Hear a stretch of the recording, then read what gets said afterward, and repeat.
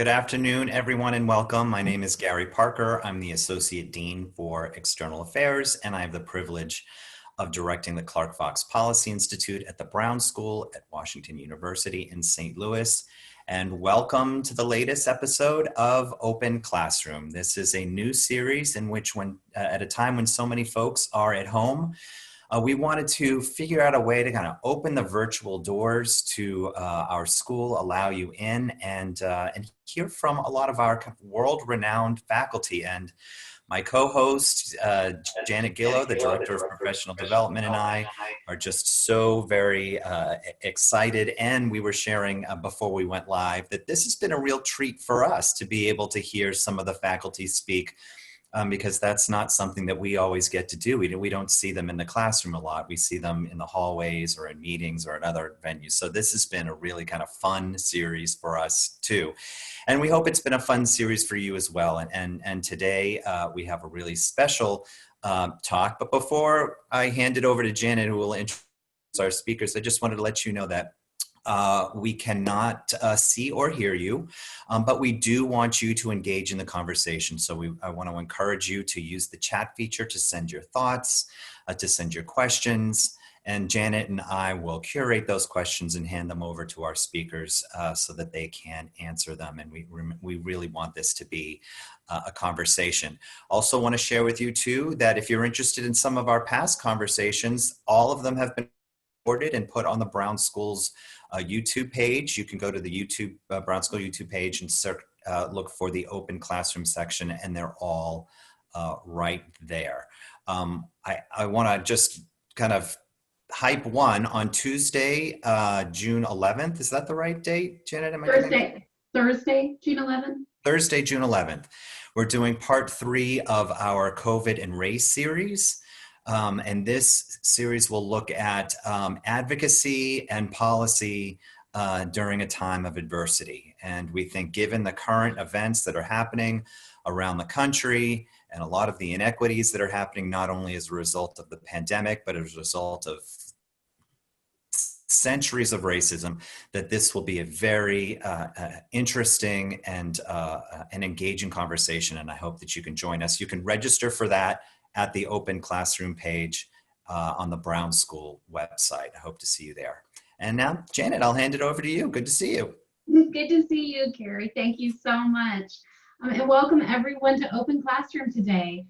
For our presentation, Your Intervention is Ready, Now What? We have 2 wonderful speakers for you who are going to tag team for today's talk. Dr. Anna Baumann is a research assistant professor, and Dr. Rebecca Lengnick-Hall is a postdoctoral scholar at the school.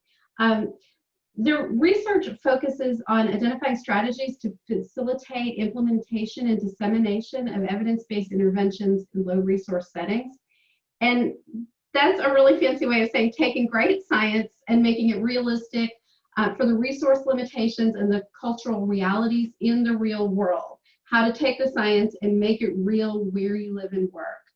So without further ado, I turn it over to our speakers today. Everybody give them a good Brown School welcome. Thank you. I want to say thank you to Brown School and thank you to you two here. I think this is better. For hosting us. This is very exciting. Rebecca and I are very passionate about this, and when the opportunity came, we just jumped on board. And so we hope that we can have a really good discussion. So the goals for today, the presentation is separated into 2 very interesting formats, I guess. One is, the field of implementation science is a very large field. It's still growing. We're still learning. So I'm going to go through very broad and very simple saying, this is what an implementation science study might look like. And then Rebecca will come and say, as you think about doing an implementation science study, think about some of the assumptions that we've learned are potentially dangerous when you do an implementation science study. So you will learn what it is and what to avoid. How does that sound? Before we talk about this, and I want to preface with the idea that the slides that we selected and the topic that we selected are, of course, of our passion. There's a lot of things that we want to talk about in the field of implementation science. Before we talk about anything, we want to open and highlight a couple of the current events. So I'm going to read this because I'm going to get emotional. We want to say that implementation science is an inherently community-based and action-oriented field. We must reflect, respect, and serve the communities within which evidence-based interventions are designed and delivered. We believe that it is our job to not just account for, but to actually intervene and correct structural inequity and injustice through implementation research and practice. So today, we explicitly selected some of the examples from our Black peer scientists to highlight in our slides. We know that this is not enough. We recognize that we need to do much more to listen, because these problems, as Gary said, are deeply rooted and complex.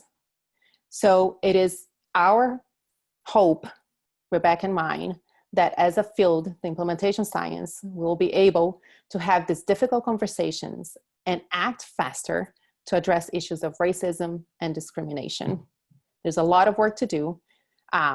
So we're gonna go through some of the pieces and hopefully then we can have a conversation about this. Thank you for that, Anne. I just wanted to, that's really important. I'm so glad that you kind of start your presentation with that. I just had to recognize and acknowledge it. Absolutely. There's a lot of work to do.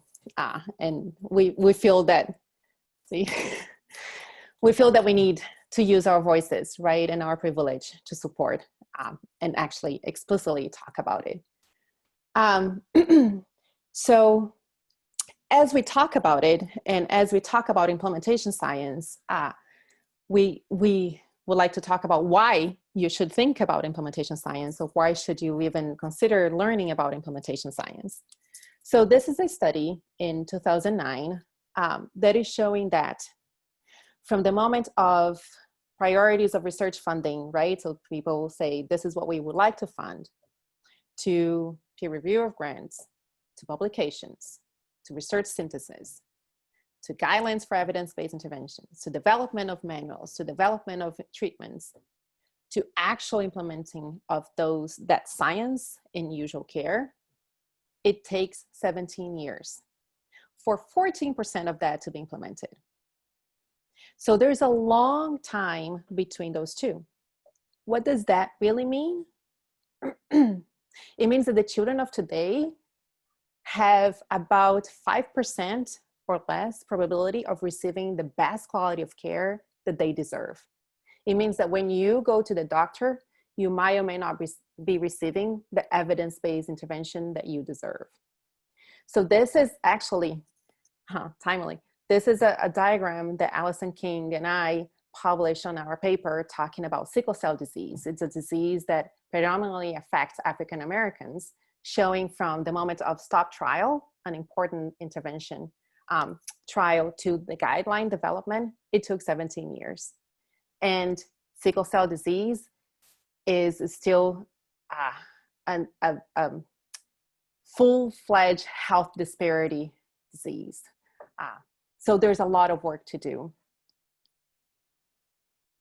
So the field of implementation science was born as a study of the methods and procedures aimed to support the uptake of evidence-based interventions, protocols, guidelines, and usual care. Now, pay attention to what I'm going to say. The study of the methods and procedures aimed to support the uptake of evidence-based interventions, protocols, guidelines, and usual care. Which I hope then you're asking to yourself, what does it mean to have an evidence-based intervention? What is an evidence-based intervention, right? And Rebecca will talk about this. So this is one way of conceptualizing it. Evidence-based intervention should have research replicating the findings, should have hopefully uptake in terms of clinical experience and positive outcomes, input from stakeholders, both of those who are delivering the intervention, but most importantly, those receiving the intervention, and knowledge of the local context where this intervention has been tested and developed. I want to say that on the bottom, there is my Twitter handle. And I hope that this is a conversation that we can have in other platforms. So this is a diagram that we are adapting from Enola Proctor's work and Jeff Curran's work to outline what is an implementation study. So an efficacy and effectiveness trial, you have what Jeff Curran say, the thing, or the what. It's an intervention, it's a practice, and you study how this intervention or practice affect patient outcomes, right? And hopefully you will have a better symptom. But how you implement this thing, how you do it, matters, right? So take, for example, an evidence-based intervention to help parents have better parenting outcome. If I say, sit down with provider A and I say, just read the manual today and off you go and you implement it, versus a provider B and I say, we're going to do workshops and I'm going to role play the skills with you and I'm going to make sure that you know how to talk about this and I'm going to make sure that you know how to deliver this intervention. A workshop versus reading manual matters, right? So the how do you train, how do you support the environment to implement this intervention has an effect on the patient outcomes. As we do that, we also examine how much or how well you do the thing, which are our implementation outcomes. So, for example, fidelity is a piece, right? If I have to adapt this intervention to address, say, cultural aspects, fidelity to the core components will matter, because if I keep adapting it too much, I might be delivering a completely different intervention. If my providers do not accept this intervention, or if it's just not feasible for the context, you might be delivering something completely different. I might have the best intervention of all, but if it is too expensive for one setting, it will not work. So those are the implementation outcomes. The service outcomes are also pieces that are important in the puzzle. So take timeliness, for example. If you're working in a hospital, an emergency department, from the moment where your patient comes into the door to the triage, to the delivery of the medication matters, right? So what happens in that context, in that service delivery matters. And so all of those boxes are what we then study in implementation science, in between the thing and the patient outcomes. Now put all of this and put it in terms of context. If you have a high resource setting and lots of money, whatever you do in between is probably going to be very different than if you have not a lot of money in a low resource setting, right? So context, political context, policy affects all of those boxes and how those boxes interrelate with each other. And of course, we want to highlight, oops, one back. Equity as one of the service outcomes. So a couple of us have been talking about how equity should be then considered or highlighted, and how equity affects the development of the thing, the intervention, the strategies, how you measure fidelity, implementation outcomes, and how equity then affects patient outcomes. So I just wanted to give two examples very fast in terms of how would an implementation science study might look like. This is an example by Linda Cooper and several of her collaborators, Lisa Cooper, sorry, my apologies. Lucy Cooper from Johns Hopkins, who, by the way, has a fantastic TED Talk on tackling ethnic health disparities. So her study is on the Rich Life, Reducing Inequities in Care of Hypertension, Lifestyle Improvement for Everyone. So this is a little bit of how we think in terms of implementation study. You have the thing or the it. What is it that you want to do? So in this case, you want to tackle blood pressure care. You know that you have multi-level barriers to address hypertension care. And hypertension is killing people, which makes no sense. We know how to prevent, we know how to address, but it's a health disparity issue. How are they going to do it? They're going to do it by testing two different strategies. So one of the strategies is what they're calling standard of care plus. So they're doing standardized pleasure training, race ethnicity specific audit and feedback, quarterly webinars in management practice, and quality improvement and disparities reduction. That's one group. The second group is going to get all of that plus a collaborative care model with step-wise components in terms of community health workers and specialist consultations.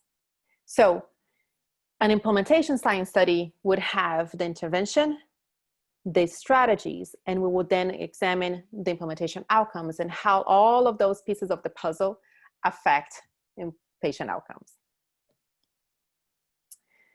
Another example is by Jennifer Stewart, also from Johns Hopkins, who has been delivering and testing a fantastic line of research on HIV testing with African Americans in churches. So a lot of our implementation science studies have been doing in, community health, in organizations, as traditional organizations we might think. But if we think about disparities, we might need to think creatively, and churches is one of the places, right? So again, the thing in this case is HIV testing. We know how to do it. There are several barriers to testing for HIV, and how you're going to then implement the HIV testing. So she has been doing a lot of research in terms of what does it mean to engage church? What does it mean to engage church leaders? What does it mean? What do you need to have inside the church to support HIV testing? So do you have to have a person? Do you have a committee? How do you train the champions to address health concerns? So in a nutshell, I told you it was going to be very brief and very broad. What is an implementation science study? You have the thing, you have an intervention, a practice, and innovation that you want to implement. We focus on the how. How are you going to do all of this? Are you going to do workshops? Are you going to change this setting, right? Are you going to train champions? Are you the length, the dose, who is going to do what? You examine the how well. Is this feasible? Is this acceptable? What is the fidelity of all of this?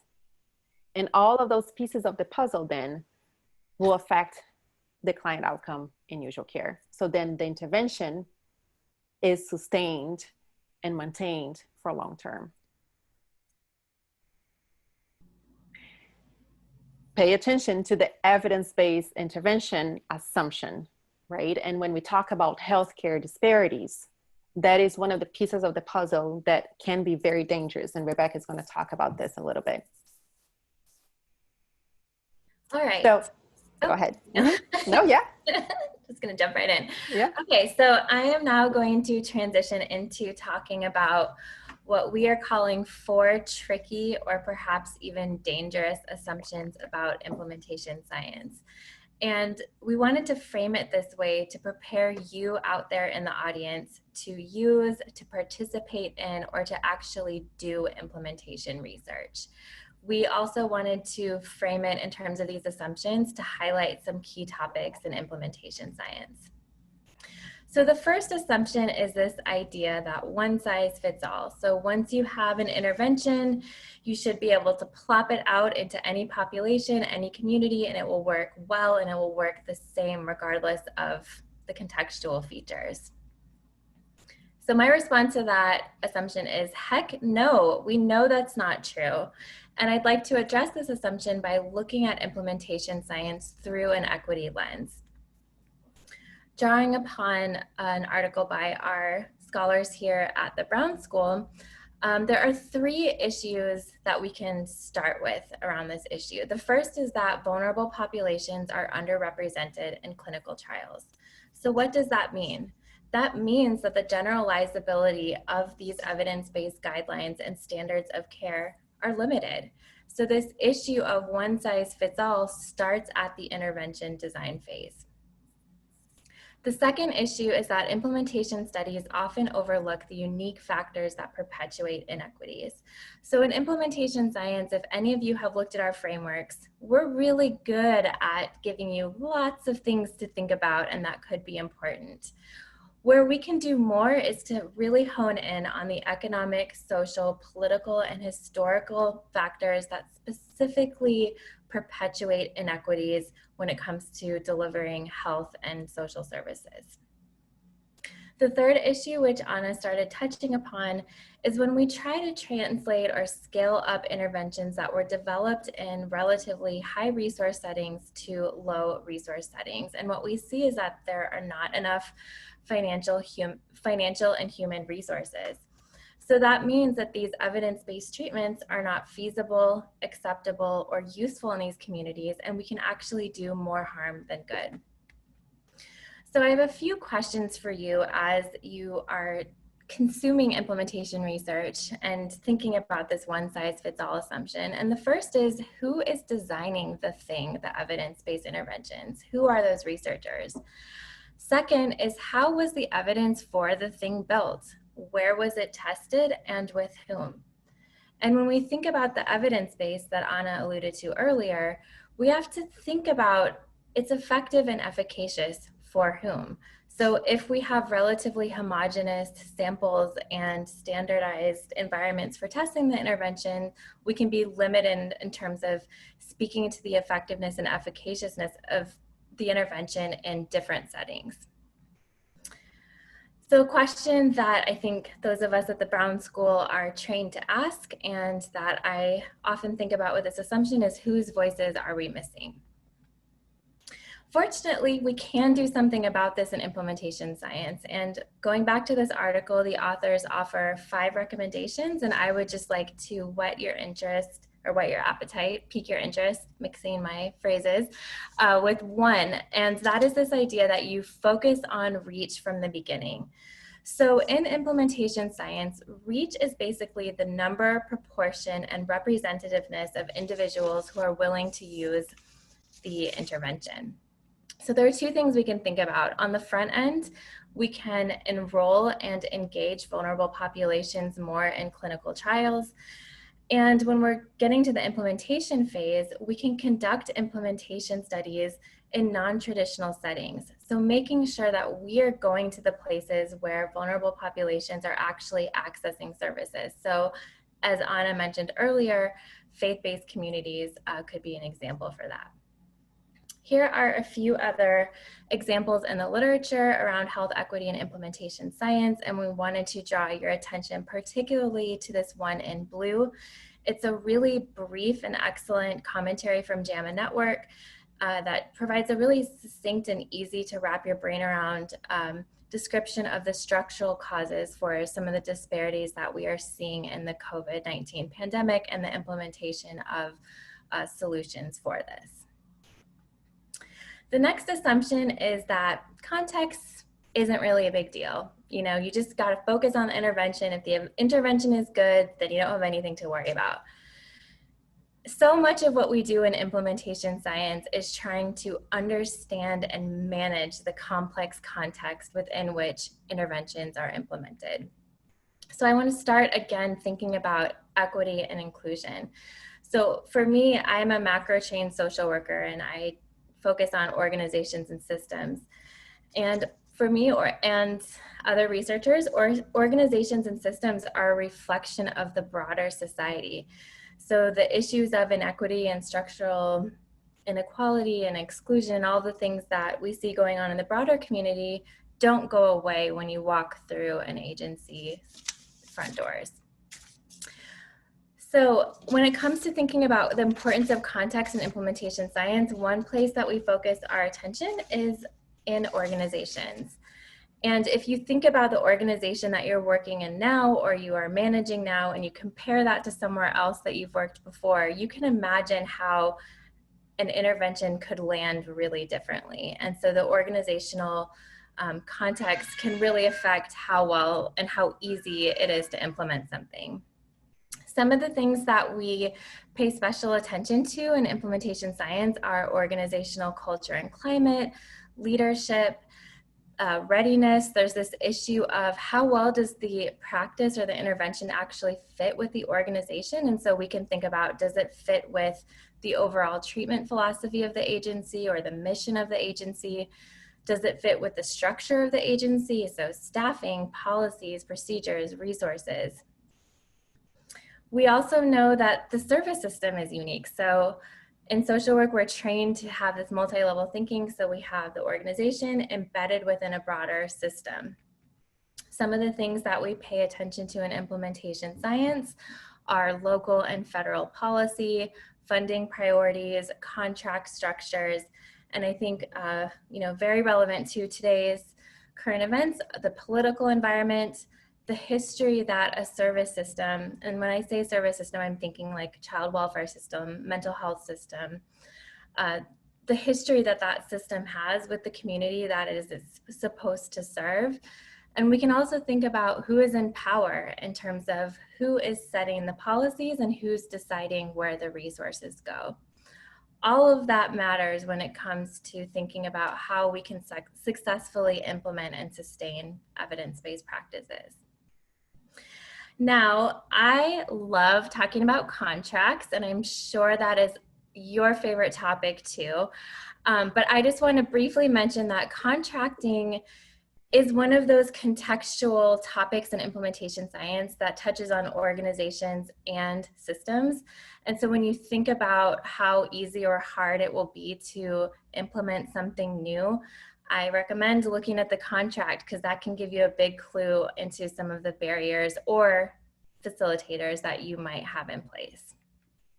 Some other examples are here, and we would like to call particular attention to this flatlining example. In this book, there's the topic of racial outsourcing, and the context is specifically hospitals and clinics, but we can think about other types of organizations where social workers and public health professionals work. And this is basically the idea that Black doctors, nurses, and other types of providers have to do equity work. So there's this extra labor involved that they have to do in order to make their organization and services more accessible to communities of color. And that this work is often done without recognition, compensation, or support. So when we think about the burden that we are putting on providers when it comes to implementing something new, these kinds of things are an additional layer that we have to pay attention to, especially when you look at the demographics of the workforce that is often implementing these things.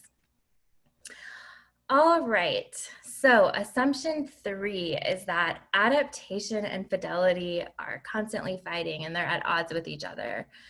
Fidelity in implementation science is basically the idea that you are implementing an intervention as the program developers intended. So you are following the rules, you're checking your list, you are preserving those core components so that the practice is actually delivering the benefits that it's supposed to. This isn't true. They're not at odds with each other, and we've actually seen pretty rapid development in our thinking about adaptation, which is one of Anna and my favorite topics over the recent years. So in the past, it was framed as the tension between adaptation and fidelity, or the adaptation and fidelity debate. And now we're talking about it more as the balance between adaptation and fidelity, and the idea that these things can occur together and they can both benefit implementation and realizing the benefits of these interventions. So adaptation is not only an expected response, we know it's going to happen, but it can actually be helpful, especially if we guide and support it in proactive ways. So some other things about adaptation, most of the research focuses on how can we change the intervention, so adding components, subtracting components, making it more culturally relevant. I would also like to remind everyone that organizations and systems also have to adapt during implementation. As I said earlier, rather than viewing adaptation as a bad thing or at odds with fidelity, we are now considering it as something that should be planned and considered early on in the process. And we're even thinking about it as an outcome and a strategy. And so one example is the dynamic adaptation process. led by Greg Ahrens and his team. And this was around a child maltreatment evidence-based practice called Safe Care. And essentially they were getting all of the right people in the room together and facilitating these structured conversations about adaptation to make sure that it was being done in a thoughtful and planned way. I did a follow-up study on that where I looked at these conversations to see how they were actually talking about it. And spoiler alert, even if you have the right people in the room, and even if you want them to talk about adaptation, it's still a really tricky topic. It's hard to know when you're adapting, and this emphasis on fidelity can make it kind of a touchy subject to talk about. But that is one example of adaptation as a strategy. Here are some other examples. There's a whole line of research around when do you adapt, so decision-making around when to adapt and how you track adaptations with Shannon, Anna, and Chris's expanded framework. There's a whole line of work around cultural adaptations. So frameworks and methodologies for adapting evidence-based interventions for specific vulnerable populations. And we wanted to highlight this resource on the left here, Community Mental Health Engagement with Racially Diverse Populations, as another example of cultural adaptation and how community engagement programs work in this particular space. So assumption 4, it's so weird that I can't see you all, but I'm assuming that you're still with me. So assumption 4 is what I'm calling, yay, it worked.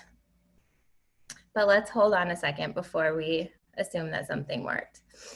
Implementation science is very tricky because we are constantly juggling different levels. So when we think of something working, we have to ask ourselves, did it work for the people who received the intervention? Did it work for the people who delivered the intervention, the clinicians, the doctors, all of the different types of providers that we work with? Did it work for the organizations? Did it work for the system? And thinking back to an earlier slide, I think this is another point in the process where we have to ask ourselves, whose voices are we missing? Another tricky thing about implementation science is that we have to align outcomes. So Anna showed this slide earlier. So the outcomes that we would pay attention to, for example, for the people who receive the intervention are things like how many clients are getting the intervention, are they engaged, are they satisfied, are they actually seeing changes in functioning or symptomology? For people who are delivering the intervention, so providers, we might say, you know, is it feasible? Is it acceptable? Is it appropriate for your practice? When we think about organizations, we think about, is it integrated into your day-to-day operations? Is it sustainable? And then we have a whole host of system level outcomes, efficiency, equity, timeliness, etc. And a real challenge in implementation science is first tracking these different layers of outcomes and aligning them, and knowing that just because it works for the organization, for example, doesn't mean that it's necessarily working for the people who receive the intervention. So to bring forth 2 current kind of hot topics in the field, we are seeing a boom in cost effectiveness research. Cost before now has often been a less studied implementation outcome, so it's very exciting to see. And this type of research answers the question, I think, is it working for the system? We're also seeing a lot of new research using human and user-centered design principles, and I think that's getting at the layer of, is it working for those who are receiving the intervention, and taking into account their experience and perspective during the actual design phase. So with that, I hope that now you are prepared to use and consume and even do implementation research and know how to handle these 4 assumptions. We have in our slide deck, which will be published, some basic resources, but again, we are summarizing it in a huge amount of existing research, so this just barely taps the surface. If you want to dip your toes in, this book edited by Brown School scholars is a really good starting point and has chapters on a lot of the key topics that we talked about. And Anna's more of the Twitter lady, but she has a Twitter handle for you to look at as well. So with that, we would like to end, and we're happy to take questions or comments from the group. Thank you so very much, Rebecca and Anna. And I just first have to start to say that this talk was so refreshing. And it's one of the reasons why I'm particularly proud to be, connected to the Brown School, because what we're seeing is a thoughtful and systematic effort to connect the research to the lived experience. And I don't think that we as researchers, in fact, I know that we as researchers have failed to do this in the past, even before the Tuskegee experiments, which for those of you who are joining us, that was an experiment conducted by researchers who told African-American men who were infected with syphilis that they were being treated when they in fact were not being treated. And so what we have seen in the past is researchers going into communities, taking information, taking data, building careers off of it, and then not really returning anything in kind to the community. So to see this approach that happening, in terms of implementation, which is great, but then also, Rebecca, to hear you say that you're rethinking, you referred to it as human-centered design principles of research. I think that is so important for the effectiveness of any intervention and for the true empirical data that's created from that research. So I just wanted to first start by thanking you for really pushing this concept, and not even a concept, but this approach, this critically necessary approach forward. I'm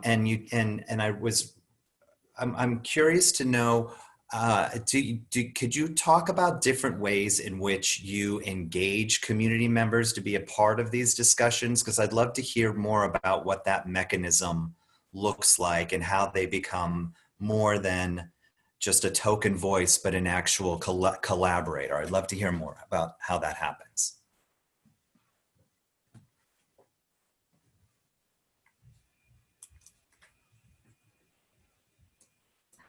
Anna, I feel like you can speak to this a bit more. I know in the projects that I've been involved with, it starts from the research questions that you're even asking and making sure they're relevant. And I have not had the chance to lead large scale projects myself yet, but the ones that I've been involved with have a whole relationship building phase before you even start doing the research to make sure that you're asking the right question, you understand the context, you're including the right stakeholders. And then again, I've been fortunate to be on projects where these relationships have lasted years. And so I think that some of the best information and data we get is when there's a trusting and mutually beneficial relationship with community partners, because implementation is really hard work and there's so much that we don't know as researchers, and we need our partners to help us understand the science part of it. Yeah, Gary, I will refer to our own collaborator, our own Brown School Vera's work, right? I think if there is a person or a group of people that have been very vocal about community engagement and what does it mean to have true partnership, is her group, right? In terms of how do you sit down and have those conversations? Because to me, a paper and a line on my CV equals salary. It's not the case for my partners in the community, right? And so how can we have those conversations? Who gains what? And how can we work together to support who really matters, who are the community? So I would refer to her. Mm-hmm. I was just gonna say, like, I know you and I have talked about this too, of we run the risk of doing more harm than good if we infuse a bunch of resources and offer all this extra support and then leave without making sure that the interventions we are promoting are actually sustainable in these real world contexts. So I think it's also how we end research studies and our responsibility to community partners after that fact. And to your point, Anna, it's not just the academic products that we get out of it. So a question from Kristin, interested in a greater discussion of the point that you made related to fidelity and adaptation. Kristin's specific interest is related to perhaps the pressure that funders bring to bear to use an evidence-based practice if you're in a resource-constrained setting, or for that matter, may have a principle-driven reason why you believe an adaptation is most appropriate. Any thoughts or tips you all would like to offer on how to navigate the push-pull of total fidelity or principle-driven adaptation? This is the black box of adaptation and the tension, right? I have a couple of thinking, and they're all over the place. One is in terms of, so you talked about funders. If you don't adapt, you don't do a good job, right? And apparently this is the line that now we're all using, or that I like to use. You don't brush your teeth every single day in the same time, the same way, do you? Right? I don't. And so neglecting adaptation is neglecting the very nature of who we are. The problem is not adapting or not adapting. The problem is not thinking through how to meet the community or the sourcing or the, the organization, and how to support that intervention, right? So it's not an either or, but it's more of how can we proactively think about the changes that are needed, and how can we, as we implement, measure those. So that's one conversation. The other conversation is, it's also tricky when we think about adaptations, because depending on the interventions, you have more well-established interventions and you know what the core components are. And it's easier to talk about adaptation with those interventions versus, interventions that are more complex or less developed in terms of those are the core components, right? So it's a multi-level, very complex conversation. And of course, I'm happy to sit down and have a side conversation. Twitter is there, and my email is easier to find. So it's a multi-level, right? So funding, it's not an either or. It also depends on the treatment developer, on the intervention that you're doing, and why, and the reasons for adaptation. Answer. We have a really thoughtful question from Asma Ali, first thanking you for a wonderful presentation. And the question is, would assessing the impact of the provision of a specific service in a certain setting on patient outcomes be considered as part of the implementation science? Yes. Rebecca. Yes. Okay. Question 2. That's a yes or no. Yes. I would say it should.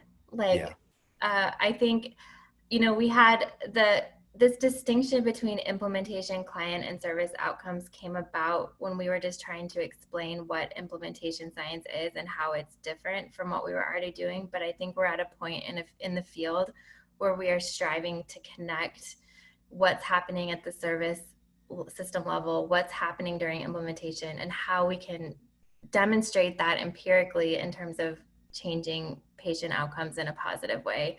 And I know that that's such a challenge for me because I do organizational level work, but I can't just say, I'm tinkering around with an organization without being able to say, and this is affecting client and patient outcomes in these concrete ways. And her second question is in regards to equity. You mentioned equity within the service outcomes. Is it also possible to consider it within patient outcomes? For example, racial disparities in patient outcomes? Another yes answer? Yes, this was just the putting equity in the service space is just an existing framework. It's the, what is it? Now I'm blanking. Institute of Medicine. Yes, Institute of Medicine. So yes, I would say that Anna and I would believe that equity probably cuts across all of these types of outcomes. So I'm gonna ask a question too, which is, we're all kind of thinking about this and thinking about ways to adapt these interventions in a way that allows for more equitable outcomes.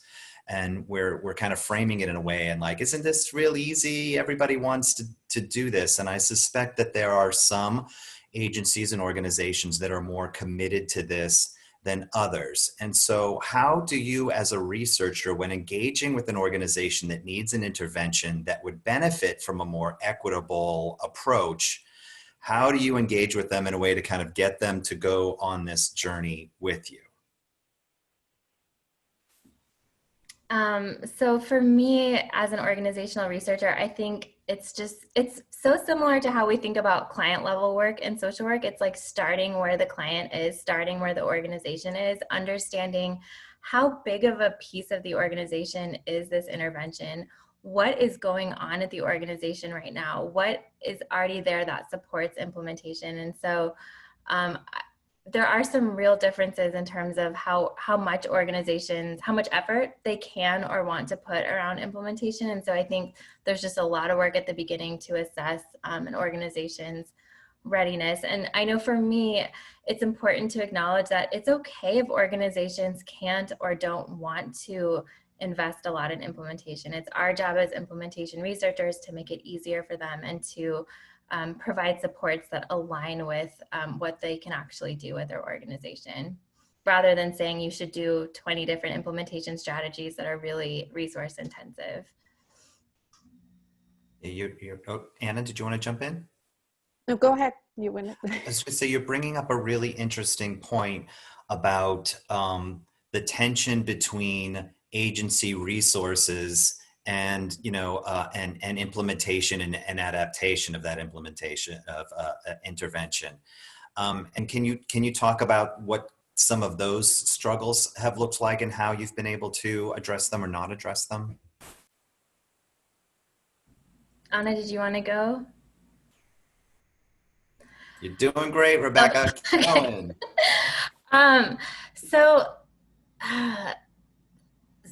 Again, I think it starts with, when I think about different ways that organizations adapt and why they adapt, it really, again, I would start with like things like contracting. Like, do you have the resources that you need? It starts there. If you don't, then that can be a major reason why you need to adapt at your organization. So I think it's really considering the organization situated within a broader system and the relationship that organizations have with each other. And again, just understanding, a lot of our implementation studies focus on the implementation of a single evidence-based practice in a single organization. But we know that these organizations are doing so much more and have these wide a range of services that they are providing. So I think just understanding where this particular intervention and implementation effort fits in to what else the organization is doing can give you a lot of information about why they might be adapting or how much they need to. But that's my organizational, Anna. I feel like you have a lot more to offer on. No, I love it. I absolutely love it, Rebecca. And your lens is fantastic. I think yes to all of this. And, organizations have values, right? And they have culture and they have climate. And we know that those things matter, right? Who you hire, how you hire, who you train, how you train. And so it's also sitting down and having those conversations from the get-go, right? And I'm very proud to see and to be part of Brown because we have those spaces where we can talk and walk the walk, right? Because it's not just talking. It's the now what. And so from the implementation science perspective, Rebecca talked about the implementation strategies. We haven't done, if any, good job in talking about implementation strategies to talk about discrimination, racism. How do you train providers to have those conversations, and how do you train leaders to have those conversations and to address this? So I think there is a lot of work that we need to do to bring equity at the forefront, and equity in selecting what kind of interventions you're selecting, equity in terms of what kind of strategies are you using, equity in terms of what kind of outcomes, how are you measuring those outcomes? Because me choosing a battery that's 300 questions to evaluate my intervention is also not equitable, right? So it's equity all over the place. And we haven't had, we need to be more explicit about what is it that we're doing in our field. So that's my...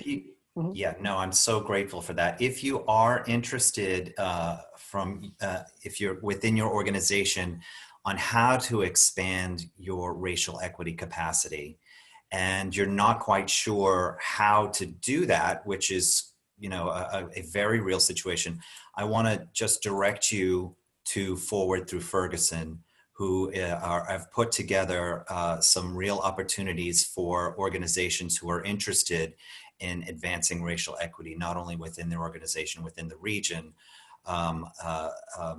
So I'm gonna just put a link for that in the chat. So if those of you who are interested can be in touch with that organization.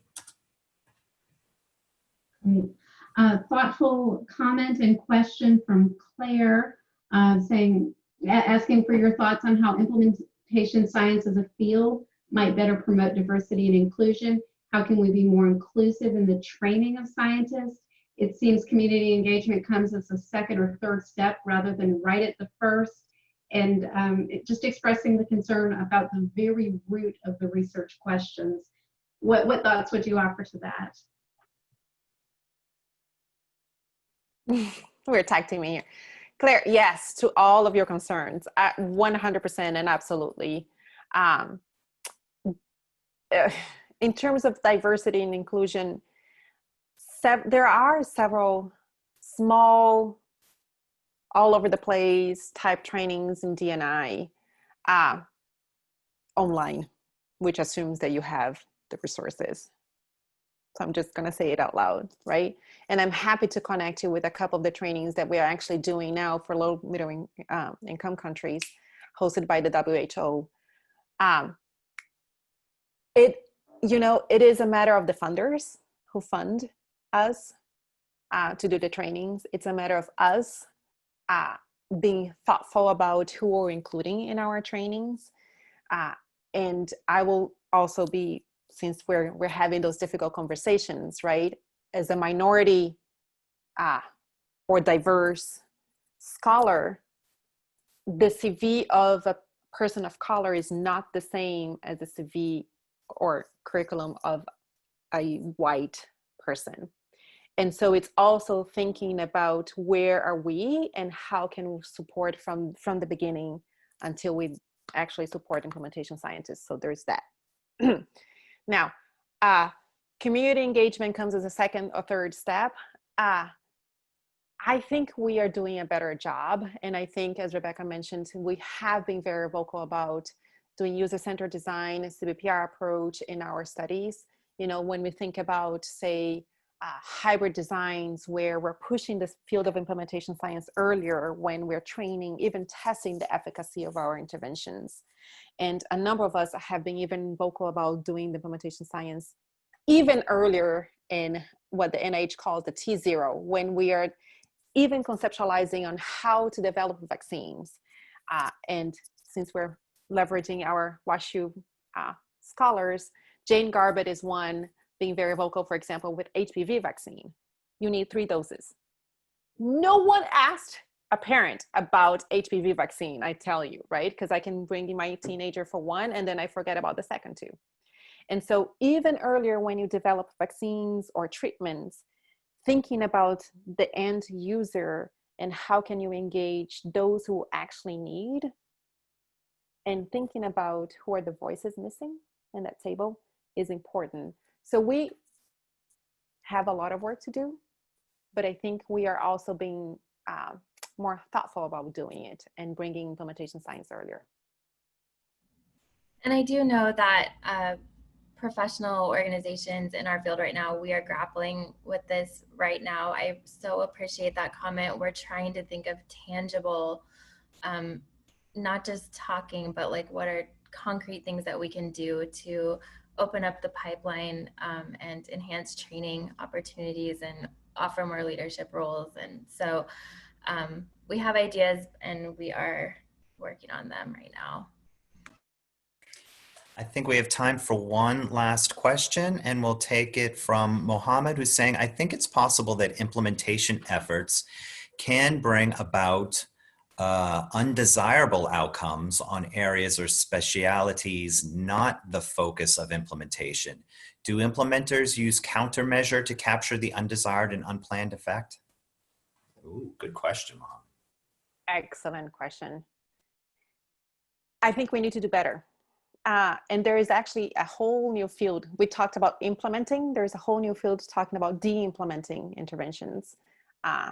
And our own Ginger McKay is one of the leaders in the field. Beth Buzaski just published a paper on de-implementing and thinking about health equity. Because some interventions, you're absolutely right. Some interventions we thought they were useful and effective, and then figure out science. That's the beauty of science, right? Science says, no, not really. And then how do you take those things out because they're actually imposing more harm than benefit? So there's perhaps another topic, the de-implementation of interventions. But I think when it comes to measuring harmful impacts of implementation, we don't have a lot of tools for that. And that is an area that we can do a lot more. And I would again be thinking about the unintended consequences at all of the different levels that we care about in implementation. And I do feel like the movement to look and understand the true cost of implementation efforts is getting at that from a different angle to make sure that we're not wasting money for no reason. But I so appreciate that point, and we can do much more around that space. I want to thank you both so very much for spending your afternoon with us and sharing your time and expertise. So very grateful. It's reassuring to know that we have such thoughtful and talented researchers working on these issues. And I want to thank all of our attendees here as well. And then I'll hand it over to Janet to wrap us up. Anna and Rebecca, thank you so much. I always learn from you, and the thoughtful way in which you're approaching science, helping people, what we can learn, it really is inspiring. So thank you so much for taking the time to be with us today. Gary, thanks for being my best co-host. And I want to thank everybody who joined us for this conversation. Open Classroom will keep rolling next week. Gary did mention the program we have on Thursday, but we're back at first on Tuesday at 12:30. Professor Jessica Levy is going to be providing a presentation on COVID-19 fallout, preventing unintentional aftershocks on gender equity. So that will also be a very interesting conversation. Please visit our website to sign up and RSVP if you haven't already. And with that, thank you for being with us, and hope to see you again soon at Open Classroom. Stay safe, everyone. Thank you.